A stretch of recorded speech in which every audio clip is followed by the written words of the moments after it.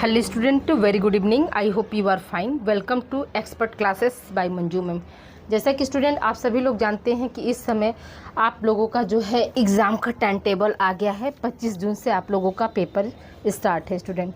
तो देखिए स्टूडेंट, आप लोगों का मॉडल पेपर हम सेकेंड सेमेस्टर का भी स्टार्ट कर दिए थे और फोर्थ सेमेस्टर का भी स्टार्ट कर दिए थे, लेकिन बीच में क्या है, माइनर की परीक्षाएं जो है आ गई, तो उन बच्चों को भी हमको मॉडल पेपर देना पड़ रहा है। तो आप लोगों का जो है मॉडल पेपर हम रात को 9:30 से 10 बजे तक आप लोगों को हम दे देंगे, ठीक है। तो आप लोग 9:30 और 10 बजे तक आप लोग वेट करिएगा, आप लोगों को मॉडल पेपर जो है मिल जाएगा। तो देखिए स्टूडेंट, ये बच्चे जो हमारे एमए सेकेंड सेमेस्टर गृह विज्ञान, ब्रांच कौन सा है, तो ब्रांच आप लोगों का ह्यूमन डेवलपमेंट है। और इस बार क्या है, आप लोगों का लिखित परीक्षा होगा स्टूडेंट। और फर्स्ट पेपर आप लोगों का है किशोरावस्था एवं युवावस्था, ठीक है। ये मॉडल पेपर कौन सा स्टूडेंट, तो आप लोगों का ये मॉडल पेपर जो है 2 है। इसके पहले आप लोगों का एक मॉडल पेपर हम दे दिए हैं, तो जो बच्चे नहीं देखे हैं तो वो जाकर पहला मॉडल पेपर भी देख लें। आज ये आप लोगों का लास्ट यूनिट का जो है, यूनिट आप लोगों को टोटल कितना पढ़ना है, तो 8 यूनिट पढ़ना है स्टूडेंट। तो आज हमने जो है 7 और 8 यूनिट को जो है इसमें जो है कवर किया है स्टूडेंट। तो आइए स्टूडेंट, बिना समय गंवाए हम स्टार्ट करते हैं आप लोगों का क्वेश्चन नंबर। तो देखिए क्वेश्चन यहाँ पे क्या है स्टूडेंट, आप लोगों का क्वेश्चन है कि किशोरों में उत्पन्न आत्महत्या के कारणों पर प्रकाश डालिए तथा इसकी रोकथाम कैसे की जा सकती है, इसको भी बताना है।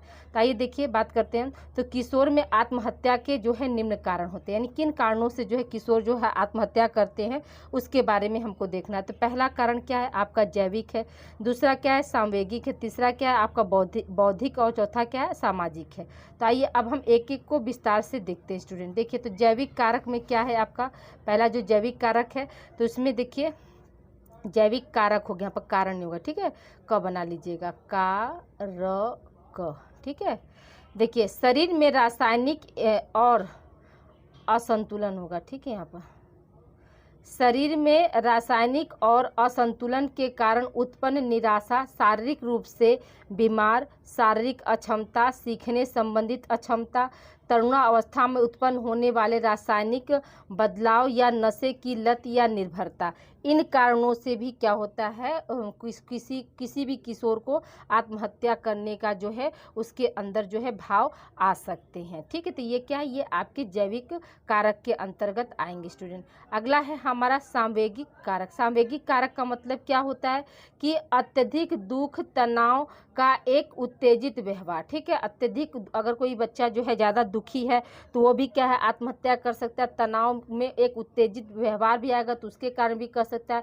अक्षमता का बोध होने के कारण भी या किसी चीज़ का हानि हो गया उसकी वजह से भी कर सकता है, कष्ट में भी कर सकता है, और एकाकीपन में भी यानी अकेले रहने में, और निम्न स्तर और आत्मबोध जो है आत्मबोध भी हो सकता है, और गुस्सा भी हो सकता है। तो देखते हैं ना कि अधिकतर क्या होते हैं, किशोर जो होते हैं जो भड़कीले टाइप के होते हैं, क्योंकि उनका जो एज होता है आप सभी लोग जानते हैं कि उस एज में जो है बॉडी के अंदर जो है बहुत सारे चेंजेज होते हैं, वो उसको समझ नहीं पाते हैं, और जो है कहीं कहीं जो है उत्तेजना में जो है वो सुसाइड कर लेते हैं। फिर क्या है आपका बौद्धिक कारक। बौद्धिक कारक में क्या, भावनाओं को प्रकट करने में कठिनाई होती है, एकदम सही होने या बहुत कुछ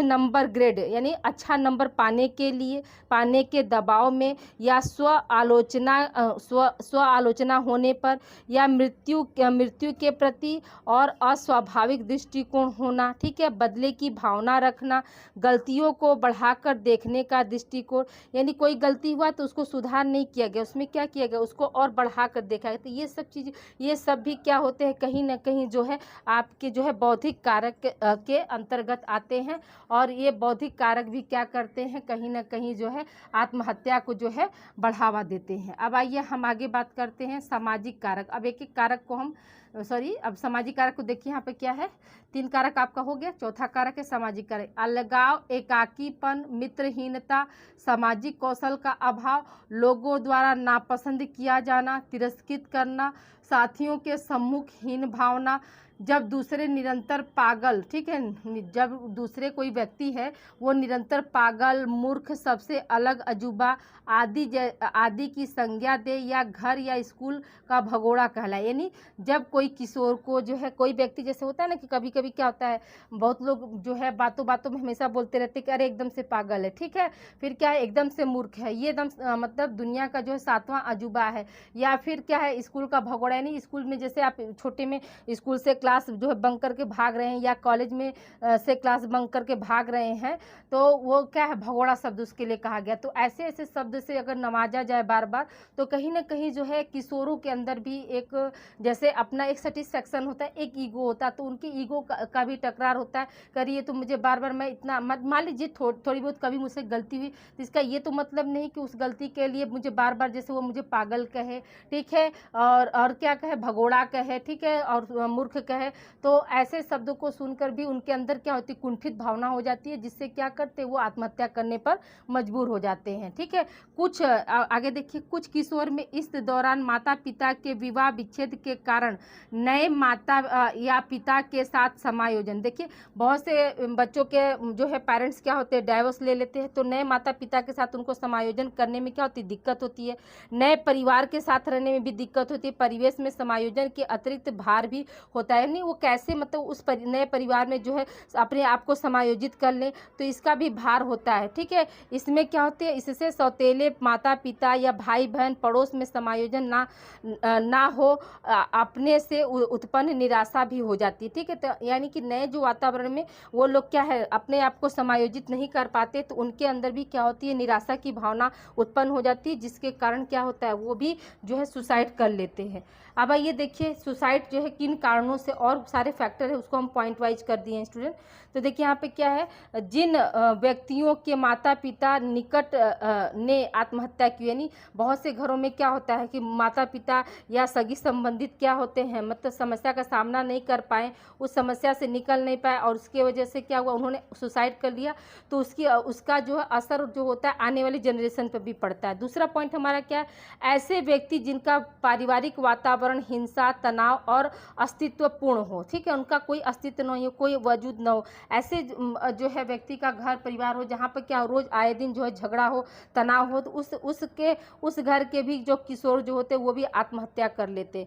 फिर क्या, ऐसे व्यक्ति जो लगातार जीवन के संघर्ष में असफल रहा हो, ठीक है, ऐसा व्यक्ति जैसे कभी कभी क्या होता है किशोर एज में जो होते हैं, आप लोग देखते हैं इस एज में जो प्यार हो जाता है, ठीक है, तो अपने प्यार को न पाना, अपने जो भी मतलब सपने हैं उसको साकार नहीं कर पाते हैं, असफल रह जाते, तो ऐसे व्यक्ति भी जो है आगे चल के क्या करते हैं, सुसाइड कर लेते हैं। ऐसे व्यक्ति जो किसी वास्तविक या काल्पनिक असाध्य रोग से जो है पीड़ित हो, बहुत से व्यक्तियों में जो होता है वो मतलब वास्तविक रूप से बीमार नहीं, लेकिन काल्पनिक दुनिया में क्या होता है अपने आप को बीमार मानते हैं, तो ऐसे स्थिति में भी वो जो है व्यक्ति जो है सुसाइड कर लेता है। अब आइए आत्महत्या को रोकने के क्या क्या उपाय होते हैं इसके बारे में हम देख लेते हैं स्टूडेंट। तो पहला पॉइंट क्या है, किशोर या व्यक्ति की बात को जो है ध्यान से सुनना चाहिए। देखिए कभी भी ऐसा नहीं होता है कि आत्महत्या अचानक कोई कर लेता है। हर जुर्म हर गुनाह जो है एक बार जरूर आपको नॉक करती है, एक बार जरूर आपके दरवाजे पर दस्तक देती है। बस क्या उस चीज़ को क्या है हमको पहचानने की ज़रूरत होती है। जैसे आप देखते हैं क्राइम पेट्रोल में, तो देखते हैं ना कोई भी क्राइम पेट्रोल हुआ, CID हुआ, ये सब में सावधान इंडिया, ये सब धारावाहिक जो होता है सुसाइड वाले जो आप देखते हैं ना कि उसमें क्या वो अचानक से नहीं करता, वो बहुत सारी जो है मतलब समस्याओं से वो घिरा रहता है, वो अपनी बातों को नहीं रख पाता है, बहुत सारे फैक्टर जो होते हैं जिम्मेदार होते हैं। तो क्या होना चाहिए, तो कभी भी ऐसी बात हो तो क्या करना चाहिए, किशोरों की बात जो है या उस व्यक्ति की बात जैसे बहुत ध्यान, जैसे इस समय क्या आप लोग युवा प्रौढ़ अवस्था में, आप सभी लोग क्या है युवा प्रौढ़ हैं, तो आप लोगों के भी इर्द गिर्द बहुत सारी समस्याएं होती होंगी। तो इस समय क्या है, पेरेंट्स हो चाहे मैं टीचर हूँ, तो मेरा भी ये फर्ज बनता है कि मैं आप लोगों की बातों को ध्यान से सुनूं, और आपके पेरेंट्स की भी ये जिम्मेदारी बनती है कि वो जरूर आपके लिए जो है 1 घंटा कम से कम एटलीस्ट निकालें, आपके साथ जो है फ्रेंडशिप जैसा व्यवहार करें, ताकि आप लोग जो है मतलब कभी भी ऐसे समस्याओं से अगर गुजर रहे हो तो कभी भी आपके मन में क्या हो सुसाइड की भावना न आए। तो आपका भी टीचर्स का संबंध भी क्या होता है बच्चों से अच्छा वाला होना चाहिए, और माता पिता का भी संबंध जो है वो क्या है बच्चों से अच्छा वाला होना चाहिए। टीचर्स को भी चाहिए कि अपने बच्चों के लिए जो है वो समय निकाले, ठीक है, और माता पिता को भी चाहिए कि अपने बच्चे के लिए समय निकाले। सिर्फ क्या है सारी चीज़ों को फुलफिल कर देना, यानी कि जो शारीरिक आवश्यकता है जैसे पेन है, कॉपी है, बैग है, ठीक है, और खाना, कपड़ा, ये सब देने तक ही माता पिता को सीमित नहीं रहना चाहिए। माता पिता को अगर बच्चा, जैसे आप कभी अपने स्कूल का या कॉलेज का कोई डिस्कशन कर रहे हैं तो माँ को भी क्या है, एक पल के लिए अगर रोटी बना रही तो वो रोटी बनाते बनाते या रोटी को रोक कर आपसे ज़रूर बात करें, ताकि आपके जो मनोभाव है उसको वो समझ सके, ठीक है। तो ये चीज़ होना चाहिए। फिर क्या, आवश्यकता होने पर स्पष्ट रूप से आत्महत्या शब्द का प्रयोग बातचीत में स्पष्ट मतलब करनी चाहिए, ठीक है। यानी बताना चाहिए कि जो है अगर कोई समस्या है तो उसका सॉल्यूशन जो है आपका आत्महत्या नहीं है। आत्महत्या कभी भी किसी भी समस्या का सॉल्यूशन नहीं होता है। तो ये क्या है, जो आत्महत्या करने वाला जो व्यक्ति है या किशोर है या किशोरी है, उसके सामने ये रखना चाहिए कि समस्या इतनी बड़ी नहीं होती है जितना कि हम उसको सोच सोच कर बढ़ा देते हैं। समस्या कभी भी बड़ी नहीं होती है, जितना हम किसी भी समस्या को जितना अधिक सोचेंगे वो समस्या उतना ही विकराल रूप लेती जाती है। लेकिन अगर उस समस्या का हम शांति से बैठकर समाधान अगर सोचें तो वो समस्या क्या है, उसका हल हो सकता है। फिर क्या है, स्वयं अविचलित रहें और शांत रहकर धीरे धीरे वार्तालाप करें। यानी आपको क्या करना, उस समय जो है विचलित बिल्कुल नहीं होना, आपको बातों को जो है धीरे धीरे उसके सामने जो है रखना है। फिर क्या है, सकारात्मक दृष्टिकोण लेकर जो है बातचीत करना चाहिए। मतलब अपनी बातों में जो है पॉजिटिवपन ज़्यादा रखना चाहिए, निगेटिवपन को बिल्कुल ही हटा देना चाहिए। तभी क्या है, आप सुसाइड वाले व्यक्ति को या किशोर को आप सुसाइड करने से रोक सकते हैं। नेक्स्ट क्या है, बातचीत के दौरान मृत्यु की ना बदल सकते बातचीत के दौरान मृत्यु की न बदल सकने होना चाहिए, ठीक है। सकने की परिणति का जो है विशेष उल्लेख करना चाहिए, ठीक है। तो उनको मतलब बताना चाहिए कि मृत्यु क्या है, जैसे मैं हूँ, आप हैं, तो हम लोगों को क्या है, एक न एक दिन मरना ही है। कोई जीने यहाँ नहीं है, लेकिन हमें अपने जीवन को ऐसे जीना चाहिए कि जिंदगी कम पड़ जाए, ऐसा होना चाहिए हमारा जीवन जो है। हम ऐसा तो नहीं है कि नहीं आज मर गए फिर कल चाहे तो कल जिंदा हो जाएंगे, ऐसा नहीं है ना। तो हमेशा इस चीज़ का ध्यान देना चाहिए कि मरना तो एक दिन तय है, लेकिन हमको क्या है, जिंदगी ऐसे जीना चाहिए कि चार लोग क्या है, हमारी मिसाल दे। देखिए, व्यक्ति का जो होता है, व्यक्ति जिंदा नहीं रहता, लेकिन व्यक्ति का जो व्यक्तित्व होता है, यानी जो उसकी पर्सनालिटी होती है, वो क्या होती है, जिंदा होती है। इसलिए जो है हमेशा अपने व्यक्तित्व पर जो है विशेष ध्यान देना चाहिए, क्योंकि आपके मरने के बाद जो है आपका व्यक्तित्व का ही गुणगान होता है, व्यक्ति का गुणगान नहीं होता। स्टूडेंट याद रखिएगा कि हमेशा जो है उसके व्यक्तित्व का ही गुणगान होता है। अगले पॉइंट की ओर बढ़ते हैं स्टूडेंट। अगला पॉइंट हमारा क्या है कि मृत्यु किसी भी समस्या का समाधान नहीं, इस बात को केंद्र में रखकर जो चर्चा करनी चाहिए। इसको भी अभी हमने बताया। शीघ्र निर्णय ले और बातचीत या अन्य कदम उठाने में देर ना करें। कभी भी अगर सुसाइड केस अगर आपके सामने आया तो उस समय क्या होना चाहिए, तुरंत निर्णय लेना चाहिए, जरा सा भी जो है उसमें चूक नहीं होनी चाहिए। अगला क्या है कि व्यक्ति को तसल्ली दें कि आप और अन्य सभी उससे प्यार करते हैं और सब उसका जो है, जो भी उसकी समस्या है उसका क्या है, हल चाहते हैं, ठीक है। तो हमेशा क्या है, व्यक्ति को ये जो है ध्यान दिलाना पड़ता है कि नहीं, आपका परिवार, या जैसे मान लीजिए मैं हूँ टीचर हूँ, अगर कभी किसी बच्चे का कोई समस्या है तो मैं उसको ये सांत्वना दूँ कि नहीं बेटा, मैं आपके साथ हूँ, मैं आपके घर वालों से बात करूँगी। तो ऐसा जो है होना चाहिए। फिर अगला पॉइंट क्या है कि व्यक्ति को खुलकर मनोभाव प्रेरित करने को कहें। यानी जो व्यक्ति सुसाइड करने वाला है तो उसकी जो मनोदशा है उसको क्या है, उसको वो खुलकर आपके सामने बताए, ऐसा कहने के लिए जो है आग्रह करना चाहिए। फिर क्या, ऐसे व्यक्ति के आसपास हथियार या जहर ना रखे, ठीक है। कभी भी जो सुसाइड करने वाला व्यक्ति हो या लड़का हो या लड़की हो, उसके सामने जो हथियार या जहर ना रखे, क्योंकि वो तो ऑलरेडी मरने के लिए सोच लिया है। लेकिन ऐसा अगर हथियार और जहर रखेंगे तो वो जो है डेफिनेटली सुसाइड कर लेगा। तो पहले क्या, पहले उनको बातों से, प्यार से हमेशा जो है समझाना चाहिए, ठीक है। अब आइए अगले प्रश्न की ओर बढ़ते हैं। अगला प्रश्न हमारा क्या कह रहा है कि HIV संक्रमण के कारण का विश्लेषण करते हुए इसके बचाव के उपाय बताइए। देखिए, HIV संक्रमण या एड्स के प्रमुख कारण हो सकते हैं। पहला क्या है, असुरक्षित यौन संबंधों द्वारा इस वायरस का संक्रमण एक पुरुष अथवा एक स्त्री से दूसरे पुरुष और दूसरे स्त्री में पहुंचती है। तो देखिए, पहला कारण क्या, असुरक्षित यौन संबंध से के द्वारा क्या होता है, यह वायरस जो होता है एक पुरुष से दूसरे महिला तक और दूसरे महिला से क्या है दूसरे पुरुष तक जो है पहुंचता है। दूसरा क्या है आपका जो है रक्त संचरण द्वारा भी इस वायरस का संक्रमण हो सकता है। रक्त संचरण का मतलब क्या हुआ कि अगर कोई व्यक्ति पहले से HIV पॉजिटिव है और उसका रक्त लेकर किसी स्वस्थ व्यक्ति को अगर आप चढ़ा देते हैं तो वह व्यक्ति भी क्या है HIV से जो है संक्रमित हो जाएगा। ठीक है, नेक्स्ट पॉइंट क्या है आपका, यौन जनित रोग जैसे सुजाक है, सिफिलिस आदि से ग्रस्त व्यक्तियों में भी HIV या एड्स जो है तेजी से उनका जो है प्रसार हो सकता है। ठीक है, फिर क्या है, तेजी से प्रसार का मतलब कि तेजी से फैल सकता है। फिर क्या है, किसी संक्रमित व्यक्ति द्वारा इस्तेमाल की गई इंजेक्शन की सुई का इस्तेमाल करने से भी जो है HIV का संक्रमण हो सकता है। तो जैसे आप देखिए अभी क्या है, अभी बहुत सी लड़कियों का जो है शादी विवाह हुआ है, तो अब क्या सावन आएगा तो ये होगा ना कि नहीं गोदना गोदवाना है, तो गोदना गोदवाते समय हमेशा इस बात का ध्यान रखना चाहिए कि जो निडल है वो क्या है आपके सामने वो दूसरा साफ सुथरा निडल्स का यूज करे। पता चला कि किसी और का उसने निडल यूज किया, फिर वो अगर उसको HIV मतलब एड्स है, कोई भी संक्रामक बीमारी है, तो क्या हुआ वो निडल से फिर अगर आपके हाथों पर वो गोदना गोदती है तो फिर आप भी क्या हो जाएंगे, आप भी HIV पॉजिटिव या किसी भी गंभीर संक्रमित बीमारी के जो है शिकार हो जाएंगे। ठीक है, फिर क्या है, एड्स वायरस से संक्रमित महिला द्वारा जन्म लेने वाले नवजात शिशु को भी क्या है HIV का शिकार हो सकता है। तो देखिए जो महिला जो HIV पॉजिटिव है तो उसका जो बच्चा होगा, जन्म लेने वाला जो शिशु होगा, वो भी HIV का शिकार हो सकता है। अब आइए देखिए हम HIV या एड्स के बचाव के उपाय क्या क्या है। तो देखिए एड्स बड़ा होगा यहाँ पे। ठीक है, एड्स बड़ा ही भयानक रोग है, लेकिन खेद है कि अनेक प्रयासों के बाद भी अभी तक इस रोग का कोई भी प्रभावी उपचार या औषधि नहीं बन पाई है।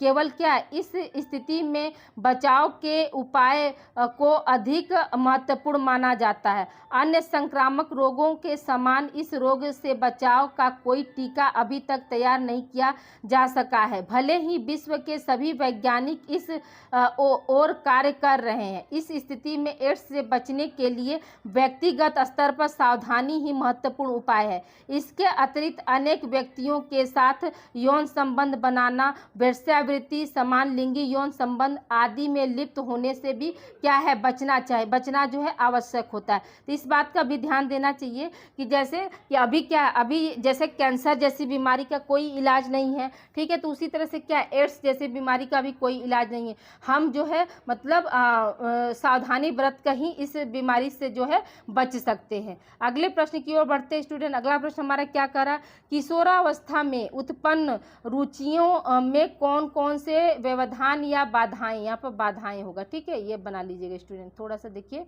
जल्दबाजी में है, थोड़ा सा टाइपिंग हुआ है, टाइपिंग एरर है, क्योंकि देखिए आप लोगों का क्लास फिर दोपहर में 2 से लेकर 4 बजे तक ड्यूटी, देखिए 4 बजे आए हैं, टाइप किए, तो देखिए अभी समय क्या हो रहा है आपका 7:30 यानी 7:40 होने वाला है। तो आपका जो है क्लास हम ले रहे हैं ताकि आप लोगों को हार्डली जो है 9:30 से 10 के बीच में ये क्लास मिल जाए। ठीक है, तो जैसे मैं मेहनत कर रही हूँ तो मेरी मेहनत तभी सफल होगी स्टूडेंट जब आप मेरे साथ मेहनत करेंगे। इस वीडियो को जितना अधिक से अधिक हो आप लोग अपने घर परिवार रिलेटिव्स अपने दोस्तों में जो है शेयर करना ना भूलें।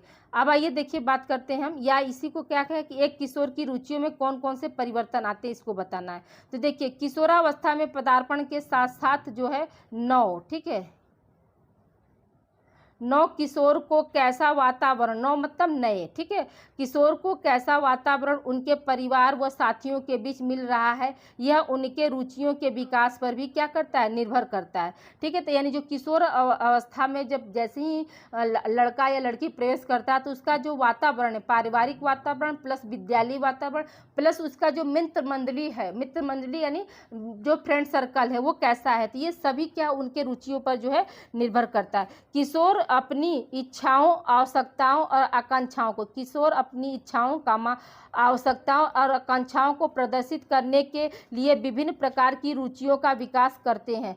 किशोर की रुचियों के विकास के दौरान निम्न बाधाएं दिखाई देती हैं, लिंग है, अवसर है, साथियों का प्रभाव और बौद्धिक स्तर। ये क्या, ये 4 बाधाएं हैं। अब आइए एक एक चीज को हम देखते हैं स्टूडेंट। देखिए लिंग का मतलब क्या है, किशोरावस्था में रुचियों के निर्माण में लिंग एक बड़ा के रूप में उत्पन्न होती है। ठीक है, बाधा हो गया यहाँ पर, ठीक है। लिंग एक बाधा के रूप में उत्पन्न होती है। इस अवस्था में किशोर किशोरियों उन कार्यों को करना ज़्यादा पसंद करते हैं जो या रुचि लेते हैं जिन्हें आम आदमी नहीं करता। जैसे किशोरियों को मोटर बाइक चलाना, ठीक है, कार रेसिंग में हिस्सा लेना, सिनेमा में अभिनेता या अभिनेत्री बनना आदि। परंतु भारतीय समाज में यह देखा गया है कि सामाजिक मान्यताओं के अनुरूप यदि रुचियों का विकास किशोरी द्वारा नहीं किया जा रहा है तो वह इसका दृढ़ता से जो है विरोध करते। देखिए इसमें क्या कह रहा है, इसमें ये कह रहा है कि जैसे कि मान लीजिए उनकी रुचियाँ जैसे बन गई कि मतलब लड़कियां जो है बाइक चलाना सीखना चाहती हैं, कार रेसिंग में हिस्सा लेना चाहती हैं, सिनेमा में हीरोइन बनना चाहती हैं, तो अगर इनकी ये रुचि होगी, ठीक है, लेकिन अगर उसमें फैमिली जो है मेंबर है उनको सपोर्ट नहीं कर रहा है तो यहाँ पे क्या करते हैं, यहाँ पे जो किशोर होते हैं या किशोरी होती है वो इसका जो है विद्रोह करते कि नहीं मुझे इसमें मन है तो मैं यही काम करूँगी। आप देखते हैं और आप लोग में भी ये चीज़ जो है प्रबल इच्छा होगी। जैसे कुछ लोग पढ़ना चाहते होंगे, अभी शादी नहीं करना चाहते, पेरेंट्स दबाव बना रहे हैं, तो आप लोग क्या खुल कर विद्रोह करते हैं ना कि नहीं मुझे अभी शादी नहीं करना, मुझे अभी पढ़कर कुछ बन जाना तब उसके बाद शादी करना है। तो ये क्या हुआ, एक आपकी जो है इच्छा होगी, एक आपका लक्ष्य हो गया। अब देखिए अवसर, मानव प्राणी शिशुअवस्था से ही स्वतंत्रता का प्रेमी होता है। किशोरावस्था में पहुँचते पहुँचते स्वतंत्रता की चाह होना चाहिए, ठीक है, स्वतंत्रता की चाह अपनी चरम सीमा पर पहुंच जाती है। परम सीमा या चरम सीमा दोनों हो सकता है, ठीक है। महत्वाकांक्षी किशोर इच्छित कार्यों को करने व उसमें रुचि लेने या इच्छित रुचि को प्राप्त करने में वयस्कों को व्यवधान के रूप में जो है समझने लगते हैं। देखिए यहाँ पर क्या करा कि जो प्राणी है, ठीक है, जो बच्चे होते हैं, आप देखते हैं छोटे बच्चे भी क्या करते हैं, स्वतंत्र वातावरण चाहते हैं, वो बिल्कुल स्वतंत्रता से रहना पसंद करते हैं। तो आप बताइए आप किशोर कैसे बंधन में रहना पसंद करेंगे?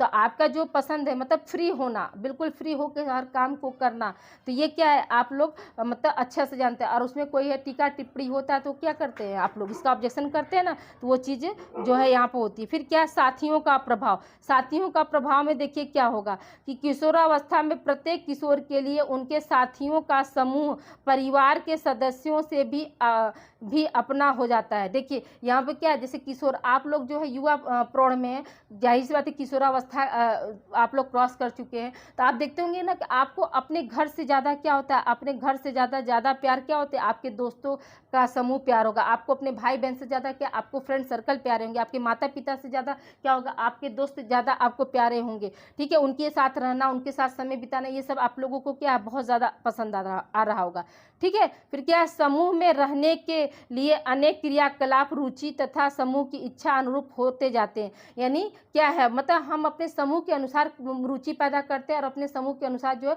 उन्हीं कार्य को करते जो हमारा समूह या जो हमारा गैंग, एक तरह से हम समूह का मतलब क्या हुआ, एक तरह से गैंग मतलब यहाँ गलत अर्थों में मत लीजिएगा, ठीक है। तो आप क्या फ्रेंड सर्कल 5-6 लोगों का बनाते हैं ना, तो उसमें क्या है, अगर मान लीजिए कोई विपरीत काम करना चाहता है तो उसको डर लगता है ना कि हम क्या इस समूह से बाहर निकाल दिया जाएगा, तो हमें ऐसा कोई कार्य नहीं करना जिससे कि हम समूह से बाहर हो सके। तो देखिए यहाँ पर क्योंकि उन्हें डर रहता है कि समूह के अनुरूप रुचिपूर्ण कार्य न करने पर उन्हें समूह से अलग किया जा सकता है, अतः वह व्यक्तिगत रुचि को विकसित न करके उन रुचियों पर ध्यान देने लगते हैं जिनका अनुमोदन समूह करता है। देखिए उसमें क्या, अपना जो पर्सनल जो इच्छा है, ठीक है, अपना पर्सनल जो इच्छा उसको वो नहीं करना चाहता है, लेकिन उसके जगह पर क्या है, मतलब ग्रुप चाह रहा है, वो उन इच्छा उन रुचियों को जो है वो आगे बढ़ाता है। अब देखिए आगे क्या, बौद्धिक स्तर में क्या होता है, तो रुचियों, ठीक है, रुचियों हो गए यहाँ पर। रुचियों के विकास में किशोर का उच्च और निम्न बौद्धिक स्तर एक बड़ा रूप में उजागर होता है। उच्च बुद्धि वाले किशोर की रुचि आम रुचियों से भिन्न होती है। वह कुछ विशेष रुचियों की तरफ न केवल आकर्षित होने का प्रयत्नशील रहते हैं, बल्कि उन्हें बोध नहीं रहता है कि वह जिन रुचियों का विकास करना चाहते हैं वह सिर्फ क्या काल्पनिक व वास्तविक भी हो सकती हैं, ठीक है। तो बौद्धिक स्तर के अनुसार भी क्या होता है, किशोर की जो है रुचियाँ जो है ऊपर नीचे जो है बढ़ती रहती हैं, आगे रहती हैं। अब आइए देखिए अगला प्रश्न हमारा क्या करा, मार्सिया का प्रयोग विधि के चरण क्या है। ठीक है, मार्सिया के प्रयोग विधि का चरण क्या है। तो देखिए, प्रयोग विधि एक व्यवस्थित और वैज्ञानिक विधि है। इस विधि के मुख्य चरण निम्नलिखित है। पहला क्या, किसी समस्या का उत्पन्न होना। ठीक है, दूसरा क्या, उपकल्पना का निर्माण। तीसरा क्या, स्वतंत्र तथा आश्रित चरों का अलग करना। चौथा है परिस्थितियों का नियंत्रण। पांचवा है प्रयोग द्वारा प्राप्त फल का विश्लेषण। छठा चरण क्या, उपकल्पना की जांच। और सातवां क्या, आपका सामान्यीकरण। अब आइए देखिए हम एक एक पॉइंट को समझते हैं स्टूडेंट। कि देखिए किसी समस्या का उत्पन्न होना क्या है। तो प्रयोग विधि का प्रथम चरण है किसी समस्या का उत्पन्न होना। जैसे नशाखोरी एक समस्या, नशाखोरी मतलब जो शराबी हैं, ठीक है, नशा करते तो उनको क्या बोलते हैं, नशाखोरी बोलते हैं। ठीक है, तो सामान्य रूप से प्रत्येक समाज में इसके विभिन्न पक्षों को किसी न किसी बुराई का कारण समझा जाता है। देखिए जो अब देखिए आप लोग लड़की हो तो आप लोग हमेशा सोचते हो ना कि हमारी शादी ऐसे घर में हो जहाँ पर क्या कोई नशा न करता हो। इवन आप अपने लाइफ पार्टनर से भी आप यही उम्मीद रखते हैं कि आपका पति जो शराबी न हो या पान गुटखा खाने वाला न हो, नशेड़ी न हो। क्यों, क्योंकि कहीं ना कहीं जो है नशा जो होती है वो क्या होती है, आपके जो वैवाहिक जीवन है उसको जो है बर्बाद करके रख देती है। ठीक है, तो ये क्या हुआ, ये समस्या उत्पन्न होगी। अब आइए बात करते हैं हम उपकल्पना का निर्माण का। तो उपकल्पना के निर्माण में क्या है, स्पष्ट समस्या के निर्धारण के बाद एक उपकल्पना बनाई जाती है। इस प्रयोग विधि का दूसरा चरण है। ठीक है, उपकल्पना क्या है, यह प्रयोग विधि का दूसरा चरण है। उपकल्पना संबंधी समस्या का कोई एक संभावित हल होता है। जैसे नशाखोरी के कारण व्यक्ति की स्मरण शक्ति क्या होती है, कमजोर पड़ जाती है, यह एक उपकल्पना है। देखिए नशाखोरी क्या था, नशाखोरी एक समस्या थी, लेकिन जब हाइपोथेसिस की बात आई, उपकल्पना को हम इंग्लिश में क्या बोलते हैं, हाइपोथेसिस बोलते हैं। तो हाइपोथेसिस हमने क्या बताया, तो हमने ये बनाया कि हमने जो है उपकल्पना ये बनाई कि जो नशाखोरी होता है, नशाखोरी जो नशे में जो लिप्त व्यक्ति होते हैं या जो नशा करते हैं, तो उन व्यक्ति का क्या होता है, स्मरण शक्ति यानी जो उनकी याददाश्त की जो शक्ति होती है वो क्या होती है, कम हो जाती है। ये क्या हुआ, हमारा उपकल्पना हुआ। अब आइए बात करते हैं हम स्वतंत्र चर और आश्रित चर को अलग अलग करना। तो देखिए यहाँ पे क्या, प्रत्येक उपकल्पना में दो प्रकार के चर होते हैं। चर का मतलब वेरिएबल्स, चर का मतलब क्या होता है, वेरिएबल्स। तो स्वतंत्र चर तथा आश्रित चर। ठीक है, स्वतंत्र चर तथा आश्रित चर। परिवर्तनशील तथा प्रभावकारी तत्वों को स्वतंत्र चर यानी परिवर्तनशील यानी जिसमें परिवर्तन हो सकता है और जिनका प्रभाव दिखाई देता है उसको हम क्या बोलते हैं, स्वतंत्र चर बोलते हैं। और इनसे प्रभावित तत्व को यानी इनका इफेक्ट जिस पे पड़ रहा है उसको हम क्या बोलते हैं, आश्रित चर कहा जाता है। जैसे मान लीजिए आप छोटा सा समझिए, जैसे नेता लोग क्या है, नेता लोग को हम मानते हैं कि स्वतंत्र चर है। ठीक है, नेता लोग क्या है, हमारे स्वतंत्र चर है। और उनसे जो जुड़े लोग जो होते हैं, सहायक जो लोग होते हैं वो क्या होते हैं, वो आश्रित चर होते हैं। जैसे मान लीजिए नेता ने, जैसे मान लीजिए इस समय क्या हम लोग का पीजीटी का एग्जाम का मैटर चल रहा है, तो जो है माननीय जो मुख्यमंत्री जी ने ये आदेश दिया कि नहीं पीजीटी का एग्जाम जो है जुलाई में होगा। ठीक है, जुलाई में होगा, उन्होंने ये आदेश दे दिया, अब वो स्वतंत्र चर हो गए। अब क्या हुआ, जितने उनके नीचे, तो अब क्या करेंगे, वो उन्होंने डिसीजन लिया कि नहीं जुलाई में एग्जाम होना ही चाहिए, ये स्वतंत्र कर लिया। लेकिन उसका प्रभाव क्या हुआ, जो है परीक्षा विभाग आयोग पर दिखाई दिया। तो वो क्या हुआ, उनमें अचानक वो परिवर्तन आया ना, तो वो तुरंत एक्टिव होकर नहीं भाई मंत्री जी का आदेश है तो हमको क्या एग्जाम कराना है। तो ये चीज़ क्या हुआ, यानी कि स्वतंत्र चर में अगर परिवर्तन होता है तो उससे जो संबंधित जो आश्रित चर होते हैं उनमें क्या होता है, ऑटोमेटिक परिवर्तन हो जाता है। ठीक है, यही चीज़ यहाँ पर। तो अब देखिए यहाँ पे क्या, जैसे नशाखोरी क्या स्वतंत्र चर है और स्मृति मतलब याददाश्त, ये क्या आश्रित चर कहलाएगा। समस्या के अध्ययन से पूर्व उपकल्पना से संबंधित दोनों प्रकार के चरों को, ठीक है, चरों को अलग अलग कर दिया जाता है। अब आइए बात करते हैं हम परिस्थितियों का नियंत्रण। परिस्थितियों का नियंत्रण में क्या है, तो देखिए यहाँ पर कि अनेक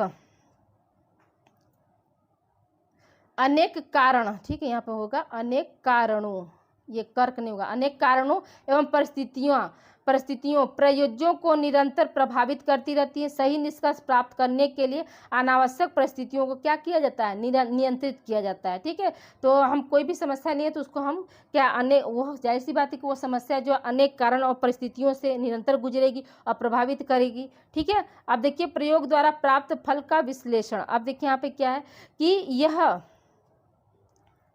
हाँ देखिए यह भी प्रयोग विधि का एक महत्वपूर्ण चरण है, क्योंकि निष्कर्ष एवं सामान्यीकरण से पूर्व प्रयोग द्वारा प्राप्त फलों का क्या किया जाता है, विश्लेषण किया जाता है, एनालिसिस किया जाता है। ठीक है, अब देखिए यहाँ पे क्या, उपकल्पना की जांच। प्रयोग विधि के इस चरण के अंतर्गत प्रयोग द्वारा प्राप्त निष्कर्ष की पूर्व निर्धारित उपकल्पना से तुलना की जाती है और यह तुलना उपकल्पना की जांच के लिए की जाती है। यदि प्रयोग द्वारा प्राप्त निष्कर्ष तथा पूर्व निर्धारित उपकल्पना समान है तो उपकल्पना को जो है, उपकल्पना को हम क्या मान सकते हैं कि सही माना जाता है। अदरवाइज अगर समान नहीं मिलता है तो क्या है, वो उपकल्पना तो गलत है, यानी आपका जो शोध कार्य होगा वो भी क्या है, उसका रिजल्ट क्या होगा, शून्य होगा। उससे क्या होगा, समाज को कोई भी लाभ नहीं पहुंच सकता। तो देखिए स्टूडेंट, ये आप लोगों का जो है मॉडल पेपर आज आप लोगों का दूसरा कंप्लीट हो गया स्टूडेंट। तो प्लीज़ आप लोग देखिए, हम्बल रिक्वेस्ट है कि आप लोग इस वीडियो को जो है लाइक और शेयर करना न भूलें और अपना जो है वैल्यूएबल कमेंट जरूर आप दीजिए स्टूडेंट। देखिए मैं बहुत मेहनत करती हूँ, देखिए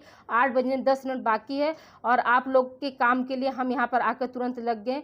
पानी पिए तुरंत, आप लोगों को हम सोचिए कि क्लास जो है आप लोगों को 9 साढ़े 9 तक दे दें। तो कोशिश है कि 9:30 बजे तक ये क्लास आज आप लोगों को मिल जाएगी। ठीक है, तो दिन में जो क्लास रहेगी वो हम बीए वालों का माइनर सब्जेक्ट को हम चला देंगे और रात की जो क्लास रहेगी एक वीडियो जो है, कभी आप लोगों का सेकेंड सेमेस्टर वालों का तो कभी जो है 4th सेमेस्टर वालों को हम पर डे जो है कोशिश रहेगी कि आप लोगों को हम दें। ओके, मिलते हैं हम अगली क्लास में स्टूडेंट। तो प्लीज़ आप लोग वीडियो को जो है लाइक और शेयर करना ना भूलें स्टूडेंट। आप लोगों का एक लाइक और एक शेयर मेरे लिए बहुत ज़्यादा वैल्यूएबल है। जिस तरह से आपके एग्जामिनेशन की दृष्टि से ये वीडियो वैल्यूएबल है स्टूडेंट, तो उसी तरह से क्या है, मेरे लिए आप लोगों का एक लाइक और शेयर और एक कमेंट जो है बहुत ज़्यादा इंपॉर्टेंट रखता है। तो प्लीज़ आप लोग वीडियो को लाइक शेयर करना ना भूलें। मिलते हैं हम अगली क्लास में। Okay student, thank you for watching.